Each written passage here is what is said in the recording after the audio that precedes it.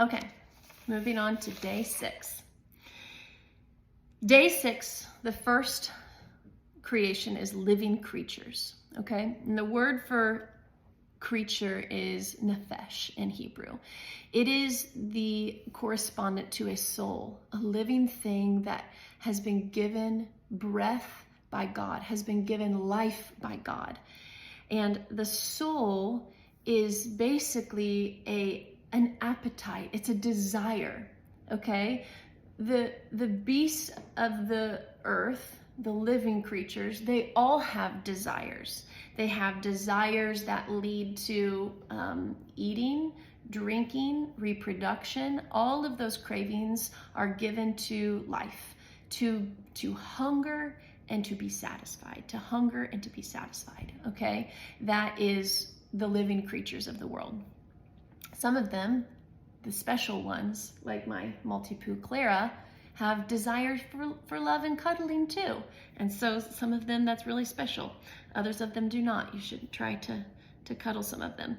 Okay, then we have God created man in his own image. In the image of God, he created him. So this creation is set apart from all the others because they have within them the image of God. And they are also blessed and given dominion. They're given instruction to be fruitful, to multiply, to subdue the earth, to have dominion over all the other living things. All the other things that have the breath of God in them are to be subordinate to the one that was created in the image of God.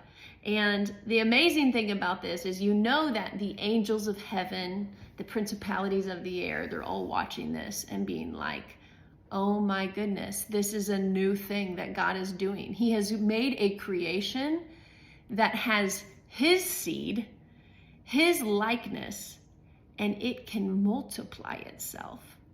It can replicate itself. And so this is a very special thing that God has given mankind, that he can produce, just like all the other animals, birds, and fish can produce after their own kind. Man can reproduce himself after his own kind and in his own likeness. And whose likeness is he created in? God's. So literally, man's job is to replicate the likeness of God and take dominion with that likeness over all the earth. And of course, God's dominion is self-sacrifice, or God's nature is love, self-sacrifice, justice, goodness, righteousness. And so that was the intention. And we know that man became double-minded and wicked, and now he can replicate that seed as well. And so,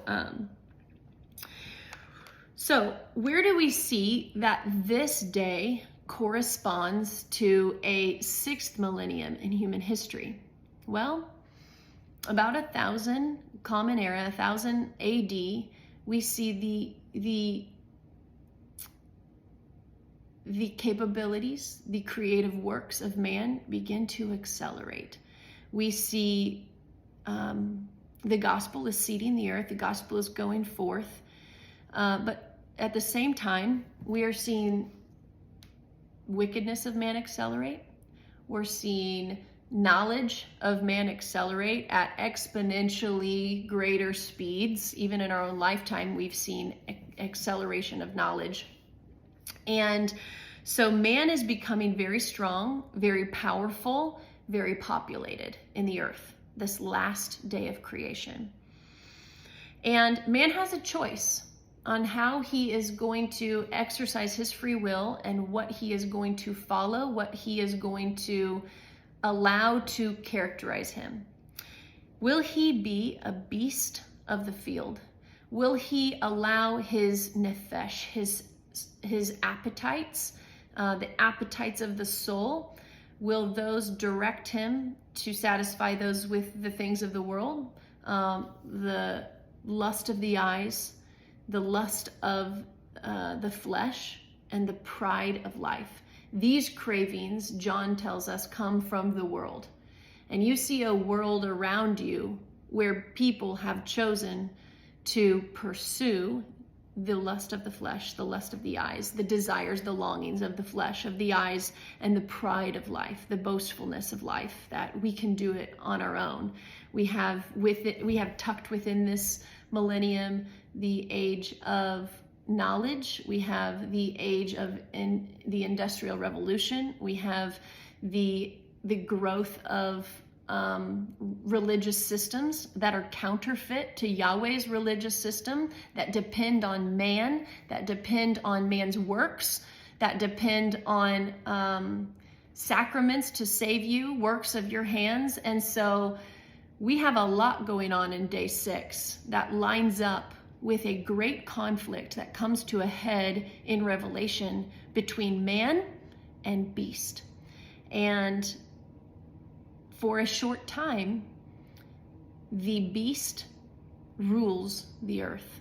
The world and all of its systems and all of the completeness that Satan has sowed in every area of life, economy, government, politics, religion, everything is going to be under this authority of this living creature that has dominion until the head, the new Adam, okay? Literally, the Bible tells us Christ is the new Adam, comes back and he takes authority and he binds them. He binds the beast in the abyss. And then for 1,000 years, Christ is going to reign. And those who have chosen to receive their knowledge from above, from the Spirit, are going to reign with him. And so I want to point out a verse that I find really interesting. There's a couple different words in different versions, but the Geneva Bible, I'll usually use ESV unless I tell you otherwise, but in Jeremiah 10:14, it says, "Every man is a beast by his own knowledge. Every founder is confounded by the graven image, for his melting is but falsehood, and there is no breath therein." And then that reminds me, I don't have it written down, I believe it is Hosea, the prophet, said that God said, "My people perish because they don't have knowledge."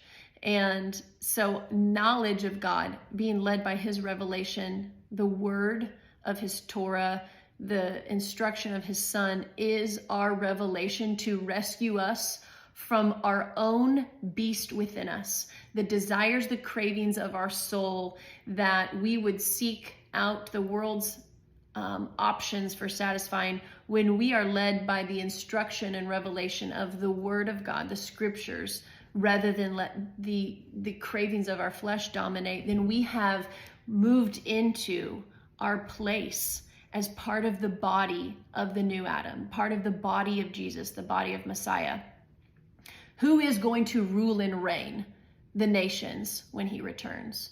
And so we want to be a part of that body.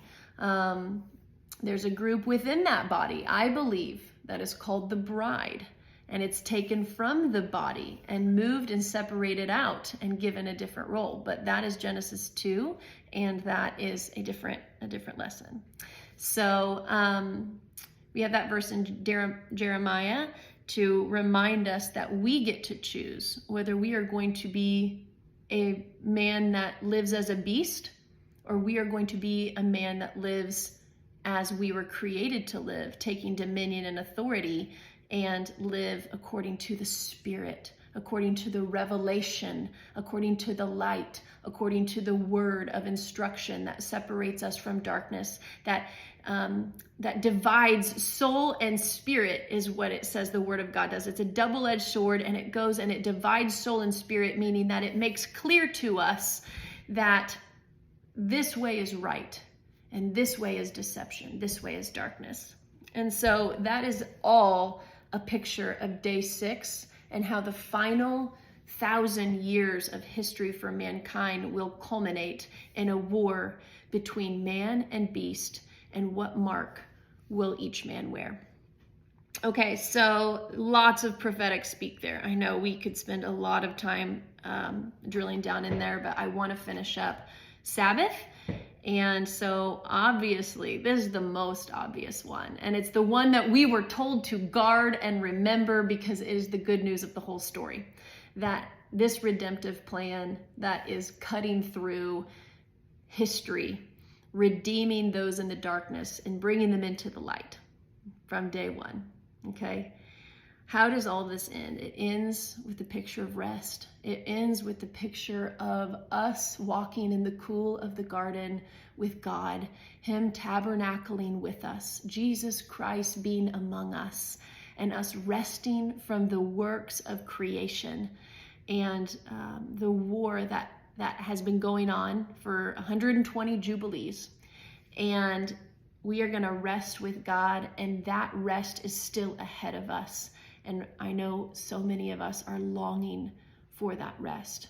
There's so much about this war that we deal with on a day-to-day basis that we're not even cognizant that it's part of the war. It's part of the struggle. It's part of the fierceness of as we are moving closer to that man versus beast final portion at the very end of day 6.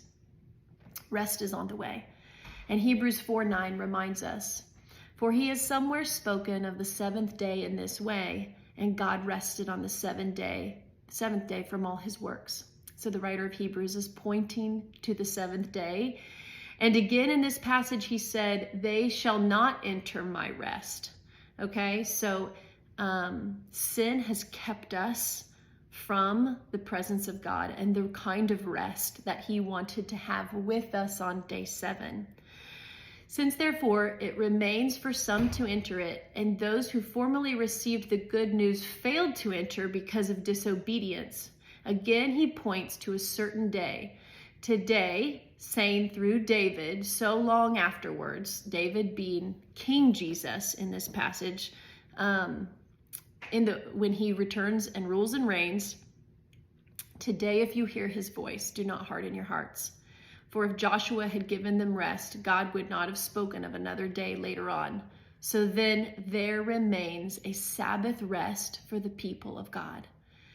And so this is the story of the whole Bible, is that God has set this template of his redemptive plan in the first 7 days of creation. And light has come into the darkness, which is where we are, to save us, to bring us out. He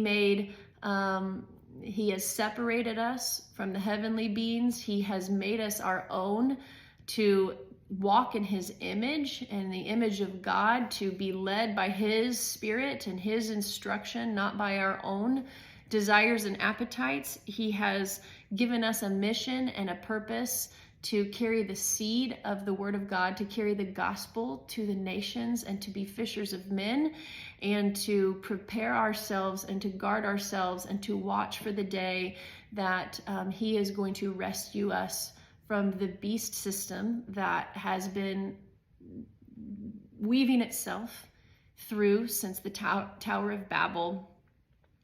And then it ends with the second coming of Christ. And he takes authority, he binds wickedness so that it no longer can be a part of our learning, it no longer can be a part of our way of life, and we are then taught under his instruction, and the earth is going to be healed, it is going to be redeemed, it is going to be restored before we move into what we will learn in later prophetic scriptures is the 8th day, which is eternity.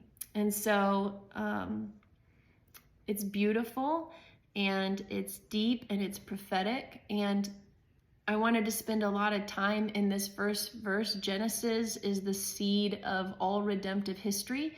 And particularly chapter 1 is a very concentrated dose of what God is doing. And he even starts chapter 2 by telling us he's finished his work.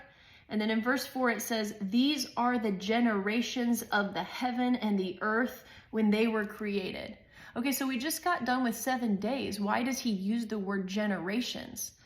Well, because in that particular passage, generations, if you look in your blue letter Bible, the Hebrew word, one of the meaning is the course of history. So God set the course of history in the first 7 days of creation. And so we can know and predict and have faith and hold fast to the promises that are tucked in these prophetic templates for us. So, all right, that's the end of Genesis 1. Shabbat Shalom.